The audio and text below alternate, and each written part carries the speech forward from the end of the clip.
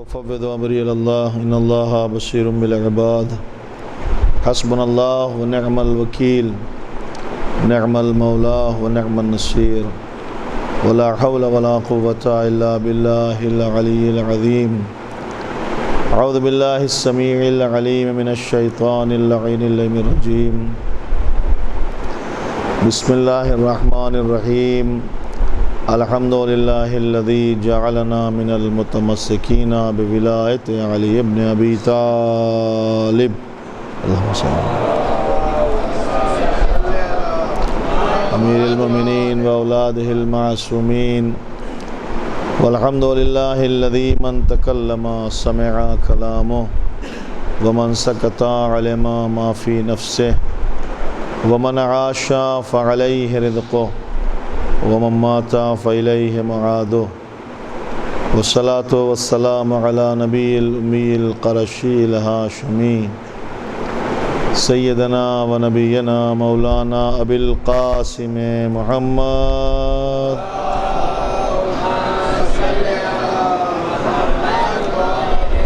وآله أهل بيته الطيبين الطاهرين المعصومين المظلومين المنتخبين المنتجبين الذين أذهب الله عنهم الرجس وطهرهم تطهيرا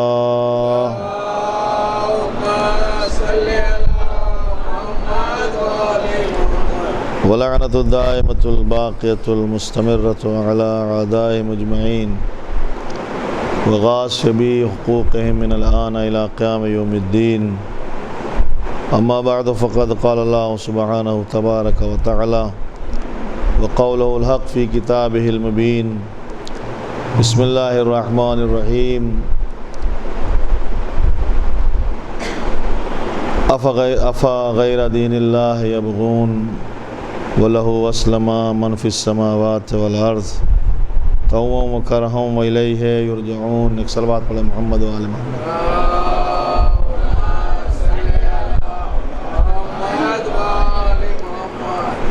ایک 9 بجے والی صلوات پڑھ دیں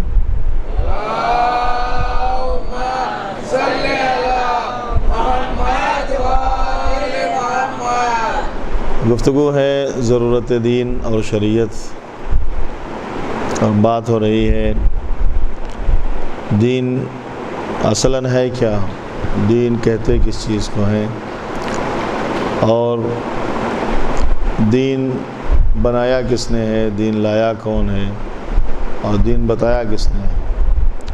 چونکہ کسی بھی دین کے، کسی بھی شریعت کے سورسز کی بڑی اہمیت ہے۔ کوئی بھی قانون بنایا جائے تو اس قانون کے سورسز کی بڑی اہمیت ہوتی ہے کہ اس قانون کے سورس کیا ہیں، وہ کس نے بنایا ہے۔ ایک عام انسان نے کوئی قانون بنا کر دیا، اس کی اہمیت کچھ اور ہوتی ہے۔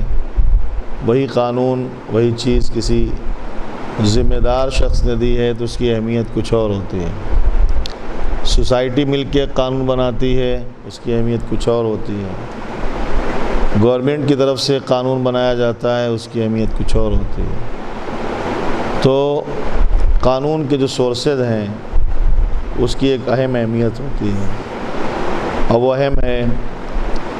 تو جو دین، جو شریعت ہے، اس دین کے سورسز کیا ہیں یہ پہلے دیکھنا پڑتا ہے۔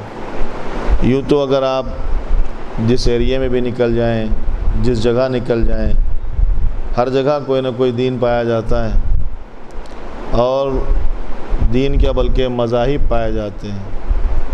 دین تو صرف ایک ہی ہے کہ جس کو اسلام کہتے ہیں، اس کے علاوہ جو بنام دین قانون ہیں ان کو مذہب کہتے ہیں، مذاہب۔ تو ایک شخص نے ایک مذہب بنا دیا تو اس کی طرف منسوب ہو گیا ہے کہ یہ فلاں مذہب ہے۔ ایک شخص نے ایک دھرم بنا دیا، اس کی طرف منسوب ہو گیا کہ یہ فلاں دھرم ہے۔ تو دنیا میں بہت سارے مذاہب، بہت سارے دھرم، بہت سارے دین ایسے پائے جاتے ہیں کہ جن کو کسی نہ کسی شخصیت سے نسبت ہے۔ عیسائی جو مذہب ہے وہ جناب عیسیٰ سے منسوب ہے، یہودی مذہب جو ہے وہ جناب موسیٰ سے، جناب یہودا سے منسوب ہے۔ بودھ دھرم ہے، بودھ جو تھے گوتم بدھ سے منسوب ہے۔ اسی طرح سے بہت سارے مذہب ہیں، سب الگ الگ لوگوں سے منسوب ہیں۔ خصوصیت ایک اسلام کی ہے، اور دین اسلام کے لیے خاص یہ خصوصیت پائی جاتی ہے کہ یہ مذہب، یہ دین، یہ شریعت کسی شخصیت سے منسوب نہیں ہے اور کسی خطے سے منسوب نہیں ہے، بلکہ اس دین کا بنانے والا، اس دین کا مقنن خود پروردگار عالم ہے جس نے انسان کو پیدا کیا ہے۔ اس دین کے قانون کو بنانے والا وہ اللہ ہے کہ جس نے خود انسان کو پیدا کیا۔ جو سسٹم کو بنانے والا ہے اس نے ہی قانون بھی بنائے۔ انسان کو پیدا کرنے والے نے جو قانون بنائے ہیں، اس کے بنائے ہوئے قانون میں اور خود انسانوں کے بنائے ہوئے قانون میں بہت فرق ہے۔ چونکہ جب کوئی انسان کتنا بھی پڑھا لکھا ہو اور جب وہ قانون بناتا ہے تو اس کی نظر صرف حال تک رہتی ہے، مستقبل میں بہت کم صحیح نظریں رہتی ہیں۔ ایسا ہوتا ہے کہ مستقبل میں یہ ہو سکتا ہے، مگر وہ ہو سکتا میں ہوتا ہے، چونکہ وہ ہو سکتے میں چلا جاتا ہے۔ ضروری نہیں ہے کہ ویسا ہو جیسا اس نے سوچا ہے، کیونکہ اس کی جو نظر ہے، اس کا جو علم ہے، وہ یا تو ماضی ہے یا حال ہے۔ مستقبل کا وہ نہیں جاننے والا ہے کہ مستقبل میں کیا ہونے والا۔ تو جو اس نے قانون جو بنایا ہے وہ ماضی کے قوانین کو دیکھا ہے اور حال کے حالات کو دیکھا ہے تو ایک قانون بنا دیا ہے۔ لیکن بہترین قانون وہ ہے کہ جو بنانے والا ایسا نظریہ رکھتا ہو کہ جس کی نظر ماضی، حال، مستقبل سب پہ ہو۔ وہ یہ بھی جانتا ہو کہ کل کیا ہوا تھا، وہ یہ بھی جانتا ہے کہ آج کیا ہو رہا ہے، اور وہ یہ بھی جانتا ہو کہ وہ کل کیا ہونے والا ہے۔ اسی لیے جو قانون لانے والے ہیں، جن کو نبی کہتے ہیں، اس نبی کے لیے یہ شرط رکھی گئی کہ وہ نبی جو صاحب شریعت ہے وہ ما کانا و ما یکون کا علم رکھتا ہو، کہ کیا ہو چکا ہے یہ بھی جانتا ہو اور کیا ہونے والا ہے یہ بھی جانتا ہو۔ اس کے لیے ضروری ہے، چونکہ جو قانون بنایا گیا ہے، جو شریعت بنائی گئی ہے، جو دین بنایا گیا ہے، وہ اگر صرف ایک دن کے لیے بنایا گیا تو ٹھیک ہے، آج کے ختم ہو جائے گا۔ لیکن جس کو اسلام کہتے ہیں وہ آدم سے شروع ہو کر اور قیامت تک مسلسل رہنے والا ہے۔ نہ یہ کہ قیامت تک، بلکہ روز محشر تک رہنے والا ہے۔ چونکہ اگر روز محشر تک اس دین کی ضرورت نہ ہوتی تو قرآن مجید کی وہ آیت نہ ہوتی وَمَن يَبْتَغِ غَيْرَ الْإِسْلَامِ دِينًا فَلَن يُقْبَلَ مِنْهُ۔ اگر کوئی اسلام کے علاوہ کوئی دین لائے گا تو ہم اسے قبول نہیں کریں گے۔ تو اس کا مطلب یہ ہے کہ محشر تک چلنے والا جو دین ہے، تو اب یہ دین بنانے والا کوئی ایسا عالم ہو کہ جس کی نظر محشر تک ہو، جس کی نظر محشر تک ہو۔ تو بڑی خوبصورتی ہے اس دین کی، بڑی خوبصورتی ہے اس اسلام کی، اور آپ بڑے خوش نصیب ہیں کہ آپ اس کے فالوور ہیں، کیونکہ یہ بنانے والا وہ خدا ہے جس نے خود انسان کو پیدا کیا ہے۔ اس نے انسان کی کیپیسٹی کو دیکھا ہے، اور پھر درمیان میں یہ بھی ہوا ہے کہ ایک شریعت آئی ہے، اس کے بعد دوسری شریعت آئی ہے تو پہلی والی منسوخ ہو گئی، اس کے بعد نئی شریعت آ گئی، پھر اس کے بعد ایک شریعت آئی ہے تو اس سے پہلے والی منسوخ ہو گئی۔ تو کوئی ذہن میں یہ سوال نہ لائے کہ جو شریعتیں منسوخ ہوئی ہیں خدا نخواستہ ایسا تو نہیں ہے کہ قانون بنانے والے نے بنایا، بعد میں پتہ چلا نہیں اچھا نہیں بنا، دوسرا بناؤ۔ کہیں یہ ذہن میں خیال نہ آئے کہ بنانے والے نے کمی کی تھی اس لیے دوبارہ اپنی بات کو، اپنی شریعت کو بدل کر دوسری شریعت بھیجی۔ نہیں، وہ بنانے والے کی کمی نہیں ہے، وہ ماننے والوں کی کیپیسٹی کے اوپر تھا، ان کی طاقت پہ تھا۔ جیسی جیسی طاقتیں رہیں ویسی ویسی شریعت میں تبدیلیاں ہوتی رہیں۔ جناب نوح کے زمانے کے لوگ جو طاقت رکھتے تھے اس کے حساب سے وہاں رہی۔ چونکہ اب قرآن پڑھیں گے تو قرآن میں بھی یہی ہے کہ اللہ کسی کو اس کی طاقت سے زیادہ تکلیف نہیں دیتا، اور ایسا کرنا یہ ظلم میں شامل ہوتا ہے، یہ عدالت الہی میں شامل نہیں ہوگا۔ تو یہ جو شریعتیں منسوخ ہوئی ہیں ان کی وجہ یہ ہوئی ہے کہ ان کے ماننے والے جیسی طاقتیں رکھتے تھے، جیسی ان کی کیپیسٹی تھی ویسے ہی قانون آئے۔ ایک زمانہ تھا 50 سال کی نمازیں تھیں یا جو بھی تھا، کپڑا جو تھا اس کو پہننے کے لیے جب آدمی پہنتا تھا اگر وہ نجس ہو جاتا تھا تو اس کو جو ہے دھونے سے پاک نہیں ہوتا تھا، بلکہ اس کو کاٹ دیا جاتا تھا، وہ کپڑا جو ہے اس کو کاٹ دیا جاتا تھا۔ اگر آج وہ قانون ہوتا تو کتنا اچھا ہوتا۔ ویسے ہی لوگ چھوٹے چھوٹے کپڑے پہنتے ہیں، دھیرے دھیرے کٹتے کٹتے اور چھوٹے ہو جاتے، ہے کہ نہیں؟ تو اس زمانے میں یہ تھا۔ پھر اس کے بعد جو ہے وہ مطہرات آئے، 13 مطہرات، ان میں پانی بھی ہے کہ اب کپڑا جو ہے کاٹنے کی ضرورت نہیں ہے، اب آپ کو پانی سے پاک کرنے سے کام چل جائے گا۔ تو یہ سلسلہ اس لیے ہوا کہ جو لوگ جیسے ماننے والے آئے ویسا رہا۔ اس کے بعد ایک قانون آیا کہ جو تا قیام قیامت چلے گا۔ غور فرمایا آپ نے، یہاں تک ہمارے ساتھ آپ پہنچ گئے۔ ایک قانون آیا، اس کو قانون اسلام کہتے ہیں، دین اسلام کہتے ہیں، یہ قیامت تک چلے گا۔ اس کو بنانے والا اللہ ہے، لانے والا حضرت جبرائیل جیسا امین فرشتہ ہے جو معصوم ہے، پہنچانے والے حضور ختم مرتبت حضرت احمد مجتبیٰ محمد مصطفیٰ صلی اللہ علیہ وسلم۔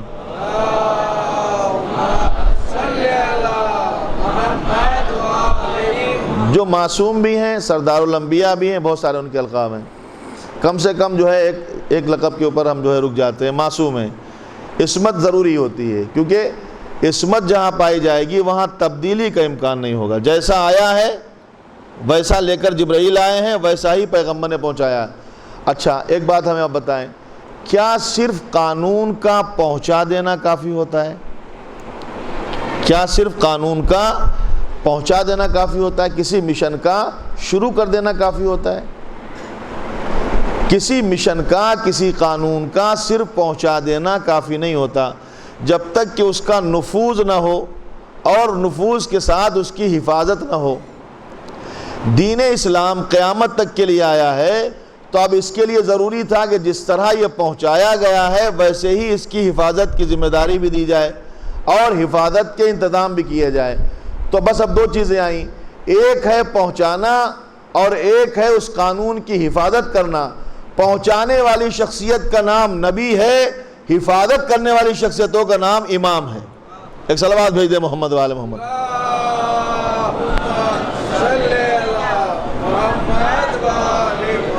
اب آپ کو سمجھ میں آیا امامت کی ضرورت کیوں پڑی؟ تو میں آپ کو یہ عرض کر رہا تھا کہ سورسز جو ہیں ہمارے دین کے، جو مذہب کے، جو شریعت کے، وہ ہیں پروردگار عالم نے اس قانون کو بنایا اور قیامت تک رہنے والا قانون ہے۔ اس نے انسانوں کو دیکھا کہ ان کے لیے کیا کیا ضروری ہے، وہ بنا دیا اور اس کو پہنچایا پیغمبر نے۔ اب اس کو پہنچانے کے بعد ذمہ داری ختم نہیں ہوئی، بلکہ اب اس کی حفاظت کی ذمہ داری رہی۔ اچھا ایک بات اور بتائیں ہمیں کہ جو قانون آیا ہے جس کا نام اسلام ہے، جس کو دین کہتے ہیں، دین اسلام، کہیں ایسا تو نہیں ہے کہ اس میں کسی کو کچھ بتایا گیا ہو، دوسری جماعت کو کچھ بتایا گیا ہو، ایک خطے کے لوگوں کو کچھ بتایا گیا ہو؟ ایسا تو نہیں کبھی قانون میں ایسا ہوا ہے؟ ایسا نہیں ہوا نا۔ اسلام جو قانون لایا ہے سب کے لیے ہے، جتنے بھی اس کے فالوورز ہیں۔ قرآن جو بتا رہا ہے وہ سب کے لیے بتا رہا ہے، ایسا نہیں کہ قرآن نے کسی کو کچھ بتایا، کسی کو کچھ بتایا، کسی کو کچھ بتایا۔ قرآن نے جو بتایا، اب چونکہ اس کے لیے قانون کی کتاب بھی چاہیے تھی نا، اب اس کتاب کا نام قرآن مجید ہے۔ اتفاق ایسا ہے کہ وہ قرآن مجید ایک ایسی زبان میں ہے کہ جو سب کی نہیں ہے، ایک ایریے کی ہے۔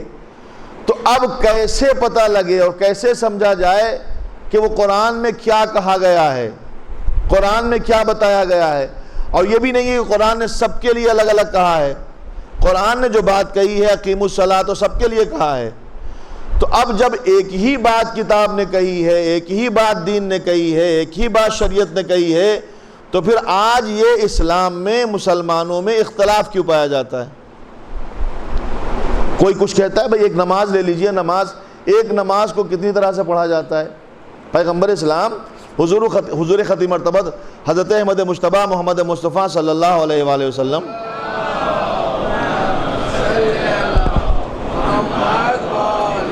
میری باتیں گنجلک تو نہیں ہو رہی ہیں، آپ تک میری بات پہنچ رہی ہے؟ چونکہ میری تو اردو بھی اب جو بمبئی والی ہو گئی، لکھنؤ والی تو رہی نہیں، تو میں اردو بھی بمبئی والے ہی بولتا ہوں۔ تو جو قانون آیا وہ سب میں الگ الگ نہیں، ایک ہی ہے۔ تو ایک نماز ہے، ایک نماز، اس کو پڑھنے کے لیے کتنے طریقے اپنائے گئے؟ کوئی کہتا ہے کسی طرح سے پڑھا جائے، کوئی کہتا ہے کسی طرح سے پڑھا جائے۔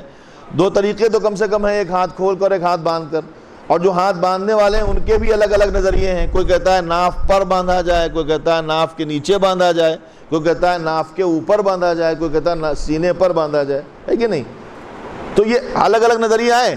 اب مجھے یہ بتائیں، تمام لوگ مل کر بتائیں، کیا حضور ختم مرتبت نے ایسے نماز پڑھی تھی، کبھی ایسے پڑھی تھی، کبھی ایسے پڑھی تھی، کبھی ایسے پڑھی تھی، یا ایک ہی طرح پڑھے تھے؟ اور 1 سال نہیں، 2 سال نہیں، کم سے کم 10 سال تک کم سے کم 10 سال تک پیغمبر نے مسجد نبوی میں نماز پڑھائی، پڑھنے والوں نے پڑھی۔ اس وقت جب پیغمبر دنیا سے تشریف لے گئے ہیں، اس وقت کم سے کم مدینے میں 1011 گھر تھے جو اصحاب کے موجود تھے۔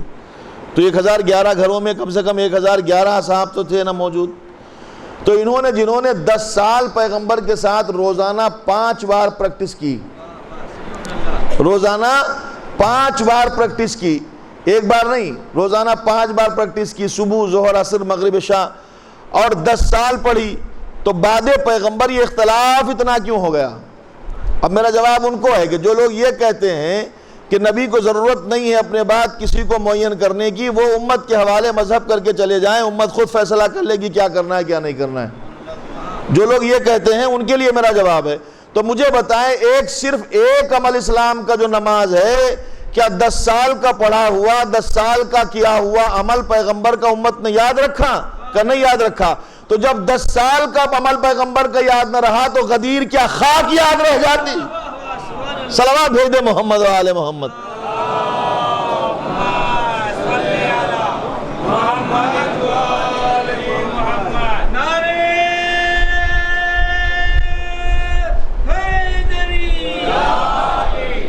تو اب جو دین آیا ہے، جو شریعت آئی ہے، وہ شریعت کا چہرہ بگڑا کیسے؟ دین کا چہرہ بگڑا کیسے؟ یہ مسئلہ ہے کہ نہیں؟ جو آج دین پایا جاتا ہے، دیکھیے میں نے پہلے ہی کہا ہے، وہ لفظ میرا یاد رکھیے گا، سورسز۔ جو سورسز ہوتے ہیں ان کی بہت اہمیت ہوتی ہے۔ ایک دوا لینے جائیے آپ میڈیکل اسٹور پہ، اچھی کمپنی کی ہوگی تو آپ کو جو ہے اچھا لگے گا، بھائی یہ والی لیتے ہیں۔ لوکل کمپنی کی دوا آپ نے لیا تو آپ کو بجائے فائدے کے نقصان دیتی ہے۔ اچھا، ایک دوسری بات اور بھی ہے کہ اگر آپ نے جو ہے وہ دوا لینا ہے جو کھانسی کی ہے کسی کی ہے تو میڈیکل اسٹور پہ ہی ملے گی نا، لیکن اگر آپ پان کی دکان پہ چلے گئے اور اس سے کہا کہ کھانسی کی دوا دے دو تو وہ کیا دے گا؟ وہ تو لونگ دے دے گا نا چبان چوسنے کے لیے کہ بھائی یہ لو، چونکہ اس کے پاس ہے ہی لونگ، اس کے پاس ہے ہی لونگ، اس کے علاوہ کچھ اور ہے ہی نہیں۔ آپ کی غلطی ہے کہ آپ میڈیکل اسٹور کی دوا پان کی دکان پہ کیوں لے رہے ہیں؟ مسئلہ یہی ہوا کہ جہاں سے مذہب اسلام سیکھنا چاہیے تو وہاں کوئی گیا نہیں، پان کی دکان پہ لوگ کھڑے ہیں کھانسی کی دکان دوا لینے کی۔ ایک صلوات بھیجے محمد و آل محمد پر۔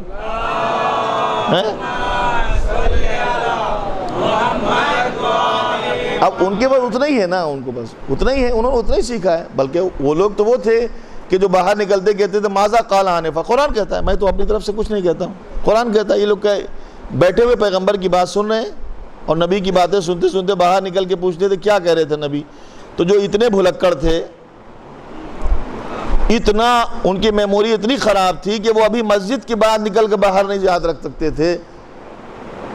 تو پھر اب بتائیں، اب ایسے دین کے لیے کہ جو اتنا معتبر ہو، کہ اللہ نے بنایا ہو، جبرائیل علیہ السلام لائے ہوں، پیغمبر نے پہنچایا ہو، اس کے لیے کتنا اہم اہتمام کرنا پڑے گا تاکہ وہ دین محفوظ رہے قیامت تک، کتنا اہم انتظام کرنا پڑے گا۔ اب ایسا تو نہیں کہ نبی کی جگہ پر جاتے ہی کوئی ایسا آدمی بیٹھ جائے کہ جو تھوڑا بہت پڑھا لکھا ہو، نہیں، اب ضروری ہے کہ اتنا ہی علم رکھتا ہو جتنا نبی رکھتے ہیں، تب کہیں جا کر ان احکام کی حفاظت ہوگی جو پیغمبر بتا کے گئے ہیں۔ لائیے تاریخ اٹھا کر پوری کوئی لا کے دکھا دیجئے کہ جس کے لیے پیغمبر نے سند دی ہو کہ اس کا علم میرا علم ہے۔ بس ایک ہے جس کا نام علی مرتضیٰ ہے، جس کے لیے نبی کہتے ہیں انا مدینۃ العلم وعلی باب۔ صلوات پڑھ دے محمد و آل محمد۔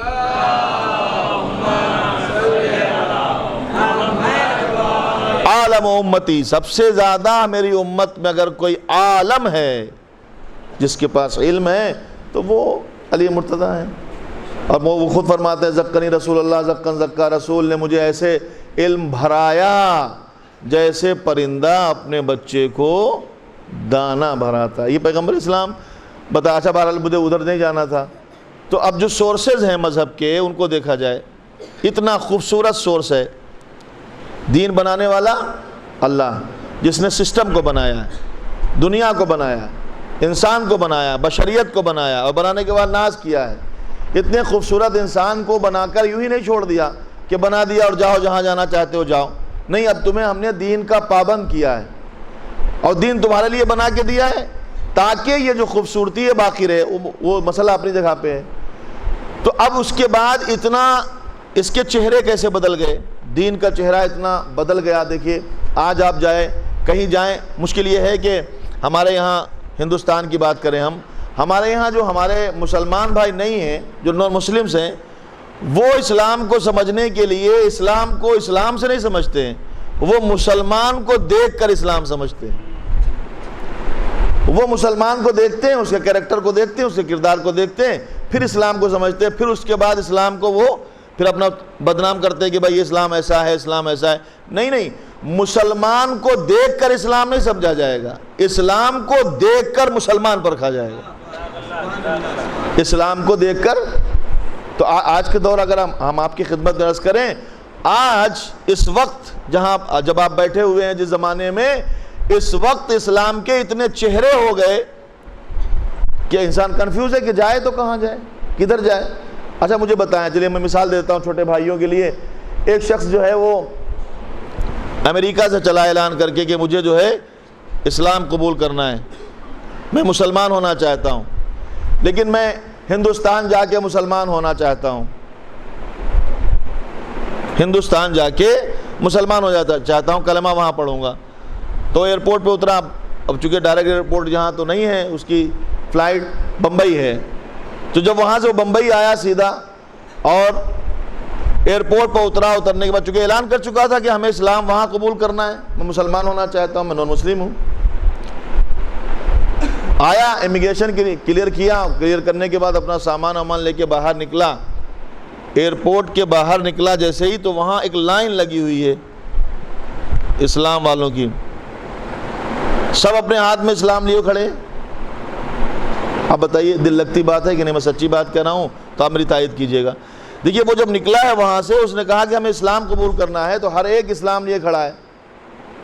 یہ فلاں صاحب ہیں، یہ بری حضرات ہیں، یہ اپنا اسلام لے کے کھڑے ہیں، یہ فلاں صاحب اپنا اسلام، وہ فلاں صاحب اپنا اسلام لے کے کھڑے ہیں، مسلمان اپنا اسلام، فلاں مسلمان ہیں، یہ فلاں مذہب کے ہیں، یہ فلاں مذہب کے ہیں، یہ شیعہ ہیں، یہ فلاں ہیں، سب اپنی اپنی کتابیں لے کے کھڑے ہیں۔ ہوگا کہ نہیں ہوگا ایسا؟ لائن لگے گی نہیں لگے گی؟ یہ اتنا سارا اسلام لے کے جب لوگ کھڑے ہیں تو یہ کنفیوز ہے کہ لے کون سا؟ یہ تو سوچ کے آیا تھا اسلام ایک ہی ہے جو اللہ نے بنایا ہے، رسول اللہ نے بتایا ہے اور علی مرتضیٰ نے نافذ کرایا ہے، تو یہ سوچ کے آیا تھا، مگر اب یہاں کنفیوز ہے۔ اگر وہ سب کا لے لے کہ لاؤ بھائی سب لوگ دے دو اور ہم پڑھ کے پھر اس کے بعد طے کریں گے صحیح کون ہے، تو زندگی تو گزر جائے گی۔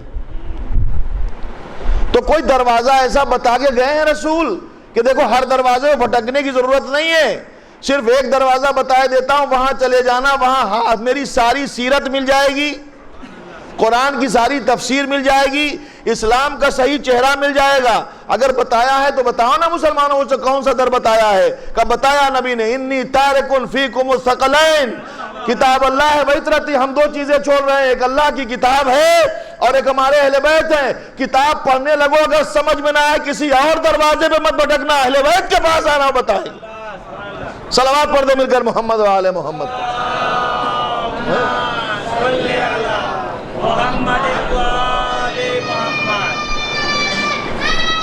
یا اللہ، مانگنا ہے تو متائے غم سرور مانگو، مانگو اللہ سے ہر جیسا مقدر مانگو، چھوڑ دی بارہ دری جس نے رسول حق کی، اب مقدر میں یہ لکھا ہے کہ در در مانگو۔ ایک صلوات بھیجے مل کر محمد و آل محمد۔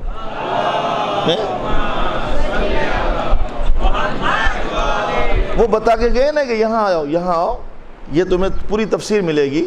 اب ایک ایک آیت کی، ایک ایک لفظ کی، ایک ایک حرف کی تفسیر یہاں ملے گی، چونکہ کوئی اور ہے ہی نہیں تاریخ میں ایسا جو کہہ رہا ہو میں بتاؤں گا کون سی آیت کب نازل ہوئی، کہاں نازل ہوئی، کس کے لیے نازل ہوئی، رات میں نازل ہوئی یا دن میں نازل ہوئی، پہاڑوں میں نازل ہوئی یا برابر زمین میں نازل ہوئی، جنگ کے میدان میں نازل ہوئی یا محراب کی حالت میں نازل ہوئی، چادر کے نیچے نازل ہوئی یا چادر کے باہر نازل ہوئی، کون سی آیت کب نازل ہوئی میں بتاؤں گا۔ یہ تو وہی بتائے گا جو رسول کے ساتھ ہر وقت رہا ہو، اسی لیے گواہی اس کی ہے کہ جو نبی کے ساتھ ہر وقت رہا ہو۔ اب اگر کوئی کہنے لگے کہ ہم بھی تو گواہ ہیں نبی کے، جب نبی نے اعلان کیا تو ہم موجود تھے، اعلان رسالت پیغمبر نے جب کیا ہے 40 سال کی عمر میں، تو ہم موجود تھے, ہم گواہی دیتے ہیں. نبی نے اعلان کیا, ہم نے کہا گواہی یہاں کی نہیں چلے گی, جب سے نبی ہیں تب سے نبوت کی گواہی چاہیے. تو کوئی ایسا ہو کہ جو جب سے ہو, جب سے نبی ہیں, تو پتہ لگائے کب سے نبی ہیں. ان سے ہی پوچھ لیں یا رسول اللہ آپ کب سے نبی ہیں؟ کہ کن تو نبی و آدم بین الماء والطین, میں اس وقت سے نبی ہوں جب آدم مٹی اور پانی کے درمیان تھے. تو کوئی ایسا گواہ ہو جو وہاں کہہ رہا ہو کن تو ولی و آدم بین الماء والطین. صلوات پڑھ دے مل کر محمد و آل محمد.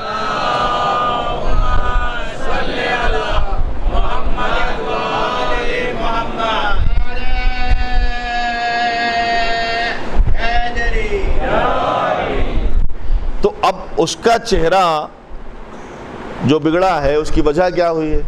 کوئی بہت مشہور ایک مثال ہے, ایک بزرگ ہمارے جو ہیں وہ اکثر دیا کرتے تھے. میں آپ کو اس کی مثال, وہی مثال بہتر ہے تو میں سوچتا ہوں اسی کو آپ کے تک دہرا دوں, پہنچا دوں, اور ان کی مثال آپ تک پہنچ جائے گی. وہ دنیا میں نہیں ہے, ان کو بھی ثواب ملے گا. وہ کہتے ہیں جو مذہب کے, میں نے کہا نا سورسز کی بڑی اہمیت ہوتی ہے. آپ نے جو ہے مذہب لیا کہاں سے ہے. دیکھیے آپ قرآن کو سمجھنا چاہتے ہیں, قرآن کو سمجھنا چاہتے ہیں, اس کو سمجھنے کے لیے آپ کے سورسز کیا ہیں, کیسے سمجھائیں. وہ کہتے ہیں دین کے چہرے کیسے بگڑے, دین کا چہرہ بگڑا کیسے ہے, اس میں جو اتنے سارے چہرے کیسے دکھ رہے ہیں. مذہب تو ایک ہی ہے, دین تو ایک ہی ہے, شریعت تو ایک ہی ہے. اچھا اگر ایک نہ ہوتا تو سب کعبے کی طرف سجدہ تھوڑی کرتے, سارے کے سارے سجدہ کعبے طرف کر رہے ہیں. اگر سب لوگ اپنی مرضی سے جو ہے سجدے بھی معین کرتے, رخ نماز کا معین کرتے, تو ایک مسجد میں اگر 4 آدمی نماز پڑھ رہے ہیں تو اجیرن ہو جاتا نا وہاں پہ نماز پڑھنا. ایک صف لگتی, ایک ادھر کو پڑھ رہا ہے, دوسرا کہتا نہیں ہم ادھر نہیں پڑھیں گے, ادھر فلاں صاحب کا گھر ہے, ہم ادھر پڑھیں گے, ادھر ہمارے دوست کا گھر ہے. تو کتنا مشکل ہو جاتا ہے. جبکہ قرآن کیا کہتا ہے, انما تولوا فثم وجہ اللہ, جدھر کھڑے ہو جاؤ ادھر اللہ ہے. ایسا نہیں کہ پیچھے آپ کے اللہ نہیں ہے, لیکن اس نے ایک رخ معین کر دیا. تو سب لوگ مان رہے ہیں کہ نہیں مان رہے؟ کعبہ سب مانتے ہیں, اختلاف ہے کوئی؟ جدھر سجدہ کرتے ہیں اس میں کوئی اختلاف ہے نہیں نا, اختلاف ہے؟ ارے ہے تو ہے کہ نہیں تو نہیں. بھائی کچھ بولیں, آپ بولیں, بولنا ضروری ہے, تب ہمیں پتہ چلے گا کہ آپ سن رہے ہیں. اچھا اس میں کوئی اختلاف نہیں ہے, قبلہ سب کا ہے, کوئی اختلاف نہیں ہے, اللہ سب کا اللہ ہے, لا الہ الا اللہ سب کہتے ہیں, وحدہ لا شریک اللہ مانتے ہیں, کوئی اختلاف ہے؟ رسول سب کے رسول ہیں, اختلاف ہے؟ رسالت کے ماننے میں اختلاف نہیں ہے. مسلمانوں میں رسالت کے ماننے میں اختلاف نہیں ہے, رسول کو ماننے میں اختلاف ہے. رسول کو ماننے میں اختلاف ہے. نہیں غور کیا آپ نے؟ دیکھیے رسالت کو سب مانتے ہیں, محمد الرسول اللہ سب کہتے ہیں, اور اتفاق ایسا ہے, حسن اتفاق ایسا ہے, اس کلمے کی خوبصورتی یہ ہے کہ جتنے بھی ترجمہ کرنے والے ہیں محمد رسول اللہ کا, سب ترجمہ یہی کرتے ہیں محمد اللہ کے رسول, اللہ کے رسول. اور ایک لفظ تو بول دیں آپ, ہیں نا, ہم ایسے ہی پڑھتے ہیں مجلس, محمد اللہ کے رسول ہیں, اتنا حسن اتفاق ہے. تو وہ تو سن 11 ہجری میں چلے گئے تھے نا 63 سال کی عمر میں, تو اب کیوں نہیں لکھتے کہ محمد اللہ کے رسول تھے؟ نہیں, کسی کی ہمت نہیں ہے جو لکھے. آج بھی کلمہ گو اس کا ترجمہ کرتے ہیں محمد اللہ کے رسول ہیں, تو جب ہیں تو السلام علیکم یا رسول اللہ کہنے میں پریشانی کیا ہے؟ کوئی تکلیف ہے؟ اچھا تو کون ہے جس نے تھے کو ہے بنا رکھا ہے؟ نہیں غور کیا؟ کون ہے جس نے تھے کو ہے بنا رکھا ہے؟ ایک اسٹیج بن رہا تھا, آپ نے دیکھا, بڑا اسٹیج بن رہا ہے. پوچھا کاہے کے لیے بن رہا ہے؟ کہا یہاں پہ جو ہے ہمارے جو اسٹیٹ کا جو گورنر ہے وہ آنے والا ہے, اسٹیٹ کا گورنر آنے والا ہے. لاکھوں روپیہ لگا کے اس پہ بنایا گیا. اختلاف کہاں ہے وہ بتا دیتا ہوں. لاکھوں روپیہ لگا کے وہ اسٹیج بنایا جا رہا ہے. آپ نے دیکھا اسٹیج بن رہا ہے, سامنے جو ہے وہ میٹ ڈالی جا رہی ہے, کرسیاں بچھائی جا رہی ہیں, شامیانہ لگایا جا رہا ہے, بڑا میدان ہے. تو مجھے کس لیے کہ ایک ہمارا جو گورنر ہے, کہ ہماری اسٹیٹ کا گورنر یا سی ایم آنے والا ہے, اور وہ جو اسٹیج بنایا گیا اس پہ اس کی ایک کرسی رکھی ہوئی, بڑی خوبصورت کرسی رکھی ہوئی کہ اس پہ آ کے وہ بیٹھے گا, اسپیچ دے گا. اچھا اتفاق ایسا ہے کہ اکیلی نہیں, کرسی اکیلی نہیں ہے, اس کے برابر میں 10-12 کرسیاں اور رکھی ہوئی ہیں. 10-12 کرسیاں، 12 کا لفظ میں نے یوں ہی نہیں کہا ہے، 10-12 کرسیاں اور رکھی ہوئی ہیں. اچھا ان کرسیوں پہ لکھا ہوا ہے ریزرو سیٹ، ان پر لکھا ہوا ہے یہ سیٹیں ریزرو ہیں. اب جو عوام بیٹھے گی وہ سامنے کی کرسیوں میں، یہاں بیٹھیں گے خاص. یہ کون ہے؟ یہ اس کے ساتھ جو مہمان آنے والا ہے اس کے ساتھ آئیں گے. عوام میں سے کوئی آ کے اگر اس پر بیٹھ جائے ریزرو سیٹ پر تو کیا کرے؟ تو جو وہاں کا رضاکار ہے، وہاں کا جو والنٹیئرز ہیں، انہوں نے سے ایک آدمی کہا بھیا آپ کی جگہ نہیں، آپ اٹھیے اپنی جگہ بیٹھیے. نہیں غور فرمایا؟ آپ یہاں سے اٹھیے، یہ ریزرو سیٹ ہے کچھ لوگوں کے لیے، یہ آپ کی جگہ نہیں ہے، آپ کی جگہ وہاں عوام میں، وہاں بیٹھیے. اب ان کو کیا چاہیے؟ اپنی عزت لے کے وہاں بیٹھ جائیں. یہ تو اکڑ گئے، نہیں تو ہم یہیں بیٹھیں گے. تو اب اگر زبردستی کوئی اتارنے کے لیے کرے تو غلطی بیٹھنے والے کی ہے، اتارنے والے کی نہیں ہے. اب حسن مجتبیٰ اگر مجمع میں کھڑے ہو کر کہے اترا میرے بابا کے منبر سے، صلوات بھیج دے محمد و آل محمد پر.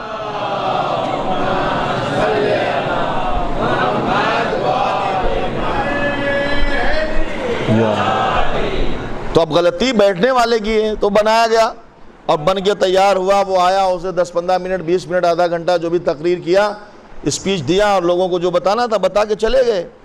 آپ گئے تھے کہیں، واپس جب آئے دیکھا شام ہوتے ہوتے وہ اکھاڑ رہے ہیں سب. لاکھوں روپیہ لگایا تھا، اب اسٹیج اٹھایا جا رہا ہے. آپ نے کہا بھائی کیوں؟ اتنا پیسہ لگایا، رہنے دو، شامیانہ لگا رہنے دو، فرش بچھا رہنے دو، یہ قندیلیں جو لگائی ہیں روشنی یہ رہنے دو.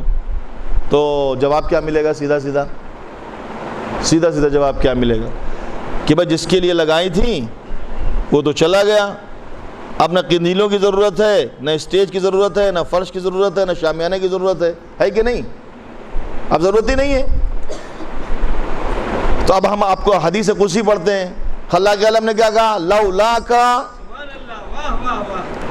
لولا کا اگر جو ہے واہ واہ حلق تک آئے تو زبان سے نکال دیجئے گا، چونکہ یہ بھی عبادت ہے.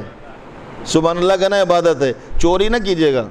سبحان اللہ کی چوری مت کیجئے، بالکل نہیں کیجئے. ایک صلوات بھیجے محمد و آل محمد.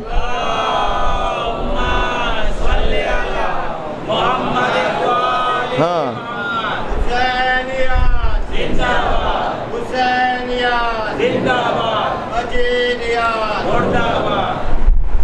تو لولا کا لما خلقت الافلاک، اگر آپ کو پیدا کرنا مقصود نہ ہوتا تو یہ افلاک نہ پیدا کرتا، یہ کائنات نہ پیدا کرتا. کس کے لیے پیدا ہوئی؟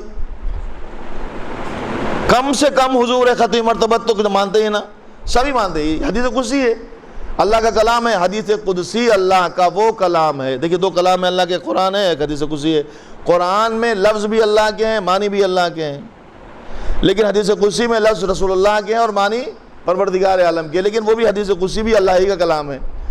تو اس نے کہا کہ ساری چیزیں آپ کے لیے بنائیں، زمین کا فرش آپ کے لیے بچھا. اگر یقین ہے تو حدیث قدسی پڑھ لیجئے، اس میں تو آپ کو خود ہی مل جائے گا. وہ ملائکہ کو جمع کر کے اللہ کہہ رہا ہے کہ یہ جو کشتیاں ہیں یہ میں نے ان کے لیے چلائی ہیں، یہ جو زمین بچھائی ہے جو اس کے لیے بچھائی ہے، آسمان کا شامیانہ اور سورج و چاند کی قندیلیں. تو کم سے کم رسول اللہ کو تو مانتے ہیں، سب کچھ رسول کے لیے بنایا، پیغمبر اسلام کے لیے پوری کائنات سجائی. 28 صفر سن 11 ہجری کو حضور 63 سال کی عمر میں چلے گئے. پروردگار جبرائیل کو بھیج دے زمین کا فرش لپیٹ لیں، میکائیل سے کہہ دے سورج و چاند کی قندیلیں اتار لیں، اسرافیل کو بھیج دے آسمان کا شامیانہ اتار لیں، یہ چلتی ہوئی ہوائیں روک دے، یہ بہتا ہوا پانی ٹھہرا دے. اب اس کی ضرورت نہیں، جس کے لیے بنایا وہ چلا گیا. کہ نہیں آج بھی جاری ہے، جاری یہ بتا رہا کوئی محمد آج بھی ہے جس نے محمد کو تھے سے ہے بنا رکھا ہے. ایک صلوات بھیج دے محمد و آل محمد.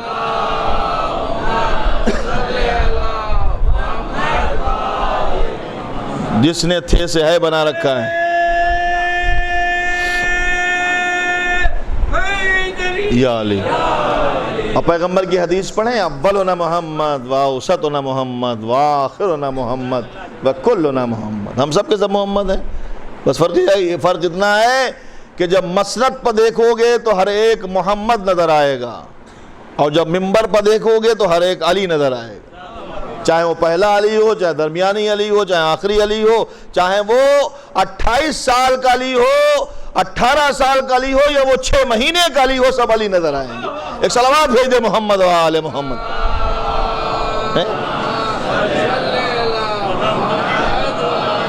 میدان میں سب علی۔ یا رسول اللہ، لبیک یا علی، لبیک یا حسن، لبیک یا حسین، لبیک یا امام رضا، لبیک یا امام زمانہ، یا تو شخصیت کے معنی میں اختلاف پایا جاتا ہے کہ نہیں؟ قرآن جب اب شخصیت کے معنی میں اختلاف پایا جاتا ہے، یہ بات تشنا نہیں چھوڑتا ہوں میں، اس کو بڑا بتا دیتا ہوں کیسے پایا جاتا ہے۔ نظریات الگ الگ ہیں پیغمبر کی شخصیت کو ماننے میں، رسالت کے علاوہ شخصیت کو ماننے میں نظریات الگ الگ ہیں۔ کچھ لوگ یہ مانتے ہیں، مسلمان ہیں، کلمہ توحید و رسالت پڑھنے والے، وہ یہ مانتے ہیں کہ رسول نوری تھے، اور کچھ لوگ مانتے ہیں کہ رسول نوری نہیں تھے، خاکی تھے۔ یہ مانتے ہیں کہ نہیں مانتے ہیں؟ ایسا گروہ ہے کہ نہیں ہے؟ پیغمبر کی خلقت خاکی ہے، 2 لوگ ہو گئے۔ اور کچھ لوگ مانتے ہیں کہ رسول معصوم تھے، اور کچھ لوگ مانتے ہیں کہ رسول معصوم نہیں تھے، غیر معصوم تھے، جیسے ہم لوگ ہیں۔ پھر گروہ کچھ لوگ مانتے ہیں کہ رسول پڑھے لکھے تھے، اور کچھ لوگ مانتے ہیں کہ پڑھے لکھے۔ یہاں پہ 6 گروہ ہو گئے کہ نہیں ہو گئے بھائی؟ سیدھی سیدھی بات کر رہا ہوں میں، تو کوئی گنجلک باتیں نہیں کر رہا ہوں میں، سیدھی بات کر رہا ہوں۔ تو یہ 6 طرح کے لوگ ہو گئے۔ پہلی بات کا جواب میں دے دیتا ہوں، نوری تھے کہ خاکی تھے؟ کب پیدا ہوئے پیغمبر اسلام؟ حضور ختم مرتبت کی خلقت کب ہے؟ مطلب ظاہری پیدائش کے علاوہ خلقت حضور ختم مرتبت کب ہے؟ نبی نے کیا فرمایا؟ اول ما خلق اللہ نوری۔ اب مہوا جیسا مجمع اتنا دیر لگائے بتانے میں تو مجھے تعجب ہوتا ہے، یہاں تو ہر طرح کا عالم دین آتا ہے آپ کی خدمت میں، اور یہ سب باتیں تو آپ کو یاد ہیں، یاد ہے تو بولنا چاہیے، گھبراتے کیوں ہیں؟ اول ما خلق اللہ نوری، سب سے پہلے اللہ نے ہمارے نور کو پیدا کیا۔ کس نے کہا؟ پیغمبر نے فرمایا۔ سب سے پہلے کا مطلب کیا ہے؟ یہ امام بارگاہ بننے سے پہلے، یا یہ شہر مہوا بسنے سے پہلے، یا یا ملک ہندوستان بننے سے پہلے؟ کیا سب سے پہلے کا مطلب کیا ہے؟ دریا بہنے سے پہلے، سورج چاند بنانے سے پہلے، آسمان بنانے سے پہلے؟ سب سے پہلے کا مطلب یہ ہے کہ جب کچھ بھی نہیں تھا۔ توجہ چاہتا ہوں میں، سوال کیا ہے؟ پیغمبر نوری تھے کہ یا نوری نہیں تھے، خاکی تھے؟ پیغمبر کہتے ہیں مجھے اللہ نے سب سے پہلے خلق کیا۔ اول ما خلق اللہ نوری، خلق مخلوق اول اللہ تھا، اس کے علاوہ کچھ نہیں تھا۔ سب سے پہلی مخلوق میں ہوں۔ سب سے پہلے سے مراد ہے کچھ بھی نہیں تھا، نہ زمین، نہ زمان، نہ آسمان، نہ مکان، نہ دریا، نہ درخت، نہ پیڑ، نہ پودے، نہ سورج، نہ چاند، نہ ستارے، نہ فرشتے، نہ ملائک، کچھ نہیں تھا۔ سب سے پہلے ہمارا نور خلق ہوا۔ تو مجھے یہ بتائیں سب مل کر، جس وقت پیغمبر خلق ہوئے ہیں اس وقت مٹی تھی ہی نہیں، تو پھر یہ کہاں سے آیا کہ نوری تھے کہ خاکی تھے؟ صلوات بھیج دے محمد و آل محمد پر۔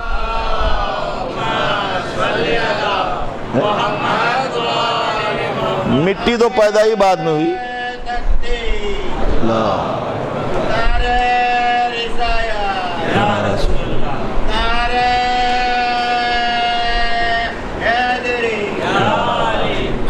جب مٹی تھی ہی نہیں تو یہ 6 نظریے پائے جاتے ہیں کہ نبی کو ماننے کے لیے 6 نظریے، نوری یا خاکی، معصوم یا غیر معصوم، ہے کہ نہیں؟ پڑھے لکھے یا نہیں پڑھے لکھے۔ تو اب مسئلہ حل ہو گیا، سیدھا سیدھا حل ہو گیا، آپ گھبرائیے گا کبھی نہیں۔ اب مسئلہ یہ ہوا کہ مسئلہ یہیں سے اختلافی ہو گیا۔ ہم یہ سوچتے ہیں کہ علی مرتضیٰ کی امامت میں اختلاف ہو گیا، ولایت علی مرتضیٰ میں اختلاف ہو گیا۔ نہیں، اصلاً اختلاف ہو گیا رسالت میں۔ اور یہاں سے چلا وہاں تک چلتا چلا گیا. چونکہ رسول جیسے ہی دنیا سے گئے تو ان کی جگہ پر کسی کو بٹھانا تھا. جانشین کے معنی ہوتے جگہ پر بیٹھنے والا. تو ویسا ہی بٹھانا تھا جیسے رسول، ویسا ہی بٹھانا تھا جیسے تھے رسول.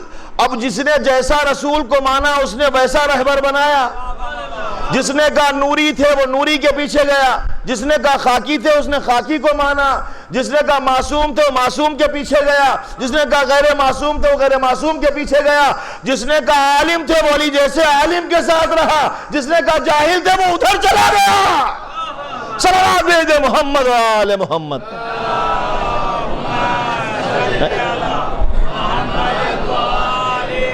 مشکل یہاں سے شروع ہوئی، اختلاف یہاں سے شروع ہوا شخصیت میں پیغمبر کی. اب تو جس کو بٹھانا ہے نبی کی جگہ پر، چونکہ نبی کی جگہ پر بٹھانا ہے نا، تب جب وہ نبی کی جگہ پر بیٹھے تو اس کی رفتار بھی ویسی ہو، گفتار بھی ویسی ہو، تقریر بھی ویسی ہو، لہجہ بھی ویسا ہو، انداز بھی ویسا ہو، پیغام بھی ویسا ہو. چلے تو لگے رسول چل رہے ہیں، بولے تو لگے رسول بول رہے ہیں، نماز پڑھائے تو لگے رسول نماز پڑھا رہے ہیں. نتیجہ یہ ہوا کہ اگر وہ رسول کے بستر پر سو جائے تو پوری رات یہ سمجھا جائے کہ رسول سو رہے ہیں. تو ایسا ہونا چاہیے نا کہ پیغمبر کا بہو لگے تو پتہ چلے کہ پیغمبر کی جگہ پہ کوئی ہے.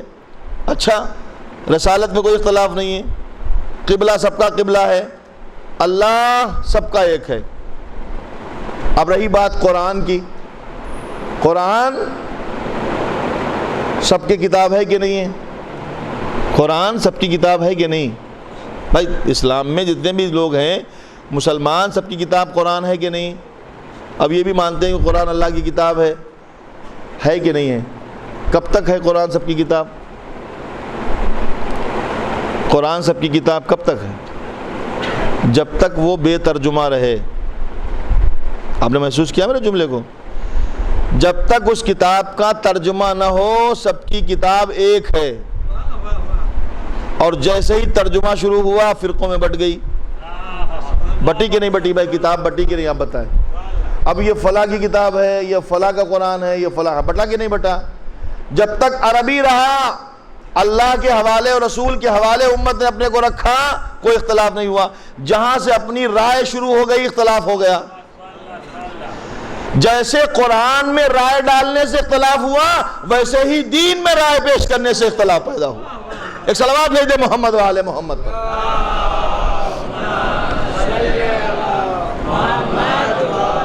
اب ڈھیر ساری قیاس آرائیاں شروع ہو گئی، اب یہ ہو گیا اور وہ ہو گیا وہ ہو گیا. تو اب جب تک جو ہے وہ اللہ کے حوالے رکھا بندے نے تب تک تو اس کوئی اختلاف نہیں ہوا. جہاں سے اس نے اپنی رائے شروع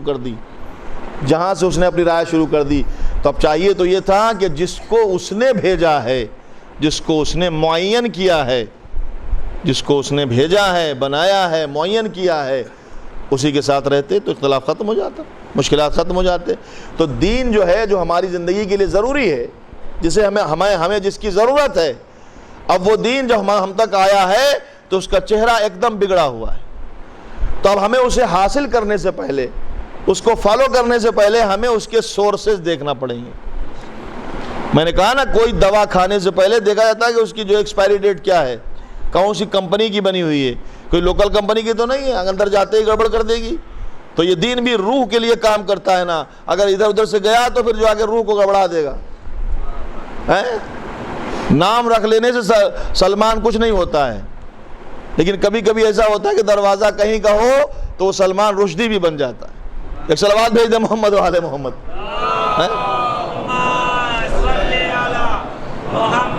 نام مسلمانوں جیسا ہے، لیکن نتیجہ کیا ہوا؟ نتیجہ یہ ہوا کہ جو اس نے حاصل کیا ہے، جہاں سے اس نے سیکھا ہے، اس سے صحیح دروازہ نہیں ڈھونڈا. اگر صحیح دروازہ نہیں ڈھونڈیں گے تو مٹھی بھر بھیک نہیں ملے گی آپ کو. اگر یقین نہ آئے تو فقیروں سے پوچھ لیں، جو روز مانگتے ہوئے تو بھی ڈالے ہوئے دکھائی دیتے ہیں. ہر جگہ کہیں بھی جائیں دیکھیں وہ فقیر مانگتا ہوا کیسے دکھائی دے گا؟ دے دو حسنین کا صدقہ، یہ ہے نا، دے دو حسنین کا صدقہ، دے دو سیدہ کا صدقہ. حسنین کا صدقہ مانگتا ہے نا فقیر. اس کو پوچھا بھائی کسی اور کا نام کیوں نہیں لیتے؟ کہا ایک مٹھی بھیک نہیں ملے گی. تو جس کے نام پہ ایک مٹھی بھیک نہ ملے اس کے نام پہ اسلام کہاں سے ملے گا بھائی؟ ایک صلوات بھیجے محمد والے محمد.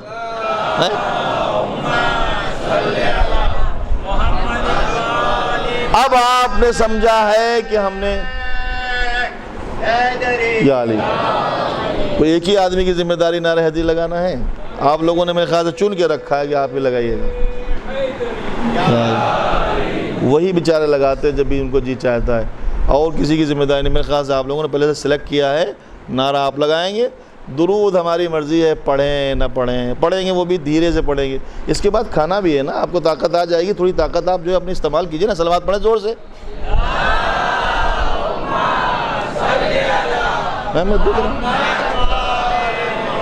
کل سے آج تک میں نے دیکھا ہے نا کہ جتنے نعرے لگے ایک ہی آدمی لگا رہا ہے. کبھی کبھی کوئی لگا دیتا, وہی بزرگ. جوانوں کو تو جوش ہی نہیں آ رہا, جوانوں کو جوش ہی نہیں رہا, پتہ نہیں کیوں. بہرحال ہوش آئے گا تو جوش ضرور آ جائے گا. ایک اور صلوات پڑھے محمد والے محمد.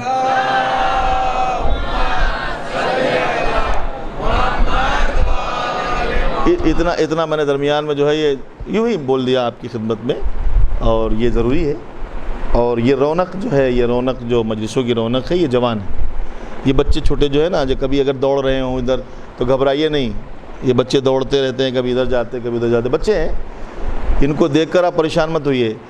جب بچے دوڑتے ہوئے نظر آتے ہیں تو لگتا ہے کہ اس قوم کا بھوش جو ہے وہ روشن ہے, کیونکہ کل یہی فرش عزا کو بچھانے والے. اور جہاں یہ سب کو نہیں دکھتا ہے, بچوں کو لے کے آئیے ساتھ میں, بٹھائیے, انہیں تہذیب سکھائیے. فرش عزا پہ کیسے بیٹھتے ہیں آج سے آپ سکھانا شروع کریں گے, کل وہ سیکھیں گے. اب ہم سے اگر کوئی پوچھے کہ آپ نے یہی دروازہ کیوں لیا ہے, انہی کے دروازے پہ کیوں بیٹھے ہیں, تو ہمارا سیدھا جواب ہے اس کے علاوہ کوئی دروازہ ایسا دے دیں ہمیں, ہم تیار ہیں وہاں جانے کے لیے.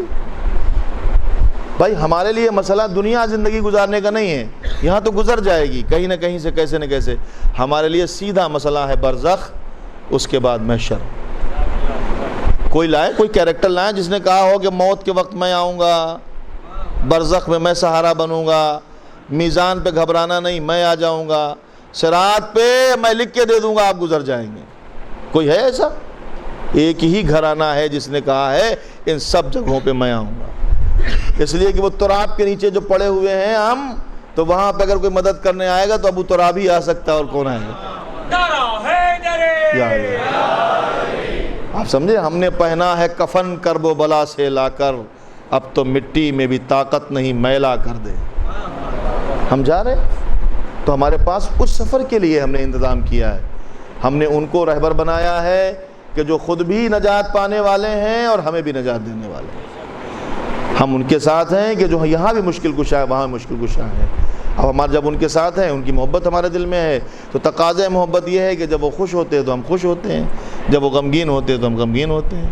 یہ زمانہ چل رہا ہے ان کے غم کا, ان کا بھرا گھر اجڑ گیا, ہم اس کے غم میں شریک ہیں. ہم اگر ہم حسین پہ نہ روئیں گے تو کس پہ روئیں گے؟ جس حسین نے آخری وقت اپنے بیٹے سے کہا تھا, یا بنیا بلغ لشیتنا السلام, اے میرے لال میرے شیعوں کو میرا سلام کہنا. اور وہ ایک شاعر نے جو ہے امام حسین کے دل کی عکاسی کی ہے, آواز دی شیعتی ما ان شربتم ما من فذکرونی, اے کاش شیعو جب کبھی تم ٹھنڈا پانی پینا تو ایک ہماری پیاس یاد کرنا. ایک شاعر کا شعر ہے جس نے امام حسین کے دل کی عکاسی کی ہے. او سمعتم بغریب او شہید فانتبونی, اگر تم کسی غریب کو دیکھنا سننا اور اس کے بارے میں, مظلوم کے بارے میں سننا, تو میرے اوپر ندبہ کرنا. ندبہ کے معنی ہے فضائل اور مصائب بیان کر کے رویا جائے. ہماری فضیلتیں بھی بیان کرنا کہ ہمارا مرتبہ کیا ہے, اور اس کے بعد پھر ہماری مظلومیت بھی بیان کرنا کہ امت محمدی نے ہمارے ساتھ کیا کیا ہے, نانا کا کلمہ پڑھنے والوں نے ہمارے ساتھ کیا کیا ہے. پھر ایک جملہ ہے لیتکم فی یوم عاشوراء جمیعا تنظرونی, اے کاش تم کربلا میں ہوتے سب کے سب مل کے تو دیکھتے کیف استسقیل طفلی, کیسے ہم ایک چھوٹے سے بچے کے لیے پانی طلب کر رہے ہیں. سمجھے؟ تو ہم اس حسین کو کیسے بھول جائیں جس نے آخری وقت بھی ہمیں یاد کیا ہے.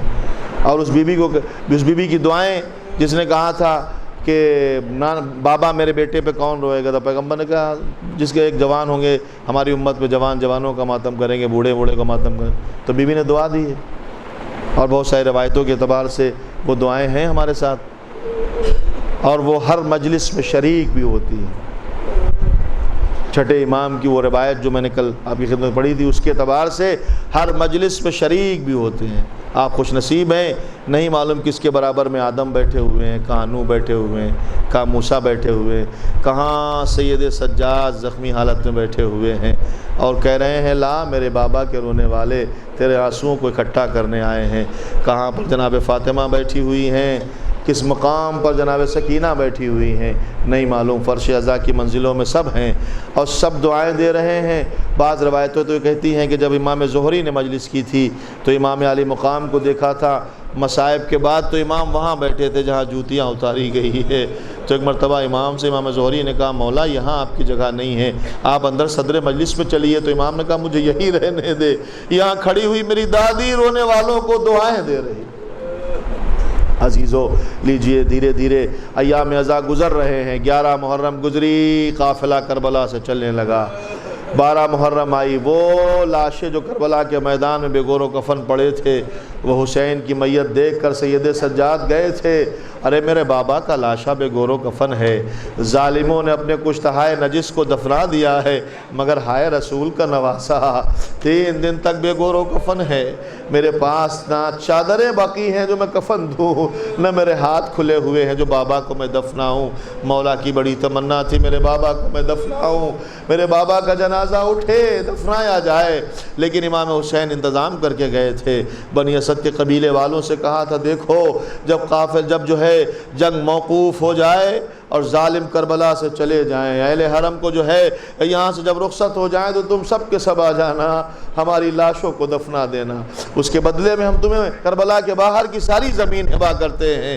اتنا کہنے کے بعد امام نے وصیت مردوں سے کیا، اس کے بعد عورتوں کو بلایا، آپ کو وصیت بھی کرتے ہیں اگر مرد نہ آئے تو تم چلی آنا پانی بھرنے کے بہانے اور میری لاشوں پر مٹی ڈال دینا، اور اگر تب بھی امام کو تسلی نہ ہوئی تو بچوں کو بلایا، کہ بچوں ادھر آؤ، تم تو بڑے پیارے بچے ہو، اگر تمہارے ماں باپ نہ آئیں تو اس مظلوم پر مٹی ڈالنے کے لیے تم آ جانا، کھیلتے ہوئے آنا، ایک ایک مٹھی بھر کے مٹی ہماری لاش پر ڈال دینا، ہماری لاشیں جو ہے مٹی کے نیچے آ جائیں گی۔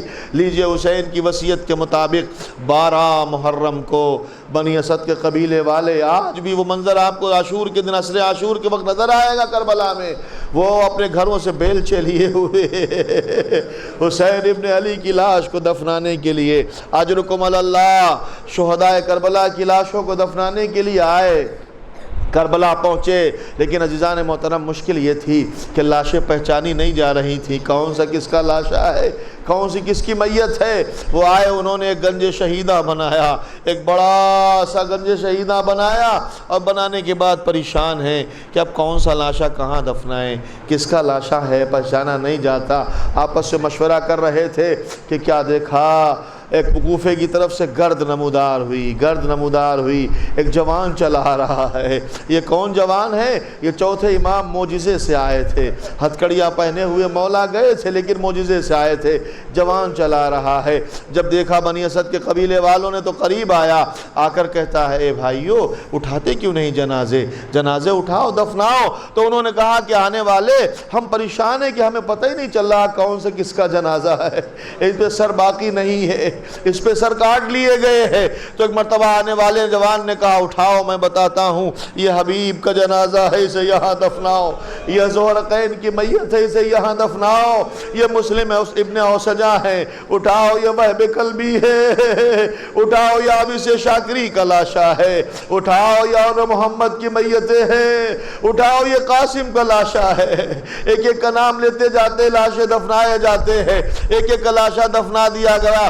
آخر میں حسین اس کچلی ہوئی میت کے پاس آئے جو درمیان لاشیں پڑی ہوئی تھی، جس سے ایک نور ساتے تھا۔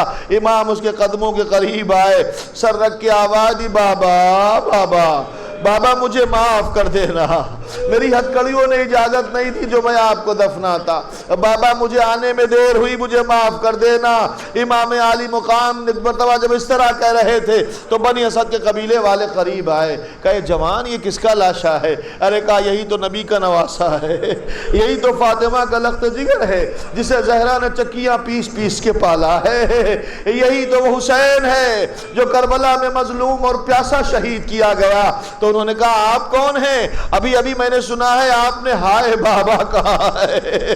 تو آنے والے نے کہا تم نے ہمیں نہ پہچانا، میں اس غریب کا بیٹا سید سجاد، ارے میں اپنے بابا کی میت کو دفنانے آیا ہوں، امام کی میت امام ہی دفنائے، چلو ہمارے ساتھ مل کے دفناؤ۔ لیجئے حسین کو امام نے جو ہے قبر میں لٹایا، امام کے لاشے کو دفنا دیا۔ جب سارے لاشیں شہداء دفنا دیے گئے تو بنی اسد کے قبیلے والوں نے کہا آقا اگر اب اجازت ہو تو ہم گھر جائیں، ہم گھر جانا چاہتے ہیں۔ امام نے کہا نہیں رکو، ابھی ایک لاشا اور دفنانا ہے، ابھی ایک میت اور دفنانا ہے۔ کہا وہ کہاں ہے؟ کہا فرات کے کنارے میرے چچا کا لاشا ہے، ان کی وصیت تھی پہلے حسین کو دفنایا جائے پھر مجھے دفنایا جائے، چلو میرے ساتھ چلو۔ لیجئے فرات کے کنارے سب آ گئے، ایک چھوٹی سی قبر بن گئی۔ ارے میں نے چھوٹی سی قبر اس لیے کہا کہ ظالموں نے سارا غصہ حضرت عباس پر اتار دیا تھا، کیونکہ اتنے دن تک جنگ جو رکی رہی اور پورے دن جو جنگ کا سلسلہ چلتا رہا وہ حیبت عباس کا سر تھا، سب کو غصہ تھا، ٹکڑے ٹکڑے کر دیا گیا تھا۔ ایک چٹائی میں لپیٹا سید سجاد نے قبر میں اتار دیا۔ جب قبر میں اتارا تو ان لوگوں سے کہا تم لوگ تھوڑا دور چلے جاؤ، مجھے اپنے چچا سے کچھ باتیں کرنا ہے۔ بنی اسد کے قبیلے والے دور ہٹے، امام قبر جناب عباس میں اتر گئے۔ بڑی دیر ہو گئی، جب امام باہر نہ آئے تو قبیلے والے پریشان ہوئے، ورنہ نہیں امام کے ساتھ نہ جانے کیا ہوا۔ آگے بڑھ کے دیکھا تو کیا دیکھتے ہیں؟ امام عباس کے چوڑے سینے پر سر رکھے ہوئے کہہ رہے ہیں ارے چچا عباس آپ کے بعد خیمے جلا دیے گئے، سکینہ کے گوشوارے چھن گئے، ارے چچا ظالموں نے ردائیں چھین لی، ارے چچا سب کو جو ہے اسیر کر کے لے گئے۔ اب ایک مرتبہ جیسے ہی عباس نے کہا چچا اب ہماری پھپھیاں بھرے بازاروں میں جانے والی ہے، لاش عباس سر تر آ گئی، ارے میرے بیٹا میری غیرت کو نہ للکار، مجھے حکم امام نے مجبور کر۔ وَسَيَعْلَمُ الَّذِينَ ظَلَمُوا أَيَّ مُنْقَلَبٍ يَنْقَلِبُونَ إِنَّا لِلَّهِ وَإِنَّا إِلَيْهِ راجعون۔ الہی بحق زہرا و ابیہا و معلہ و بنیہا، پروردگار چہردہ معصومین خصوصاً امام زمانہ کا واسطہ ہمارے اس مختصر سے دعا قبول فرما، حاضر مجلس بان میری تمناؤں کو پورا فرما، جو پریشان حال پریشانی کو دور فرما، مقروضین کے قرضوں کو ادا فرما، بیماروں کو شفائے کاملہ صحت عاجلہ عنایت فرما، مرحومین پر اپنی رحمت نازل فرما، جہاں جہاں مومن و مومنات مسلمین و مسلمات رہتے ہیں ان سب کی حفاظت فرما، ہمارے زمانے کے امام کو ہم سے راضی و خوشنود فرما، ظہور امام میں تعجیل فرما، ہمیں ان کے اعوان و انصار میں شامل ہونے کی سعادت نصیب فرما۔ امام زمانہ کا واسطہ اس دور کی وبا اور بلا سے تمام شیعان حیدر کرار کو بالخصوص اور تمام عالم انسانیت کو محفوظ فرما۔ ربنا تقبل منا انک انت السمیع العلیم، ماتم حسین۔